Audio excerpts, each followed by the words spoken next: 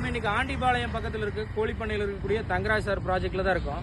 நம்ம கிரிட்டிக்கலான இடத்துல பொருள் எடுத்துட்டு போய் வேலை செஞ்சா கூட அதுக்கான எக்ஸ்ட்ரா சார்ஜ் வாங்குறது இல்ல.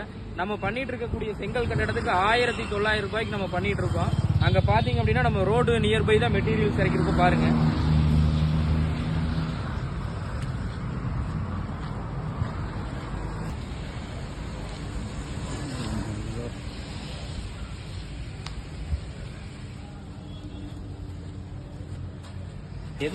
மேன் பவர் வச்சு மட்டும்தான் பண்றோம். பட் ஆனாலும் நமக்கு ஒரு சில இடங்கள்ல ஸ்பேஸ் கிடைக்கும், ஒரு சில இடங்கள்ல ஸ்பேஸ் கிடைக்காது.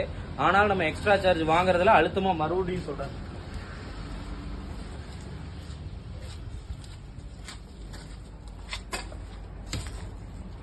இங்கதான் நம்ம பண்ணிட்டு இருக்கோம். இங்க இருந்து ஒரு வீட்டை டெமாலிஷ் பண்ணி தான் நம்ம பண்ணிட்டு இருக்கோம்.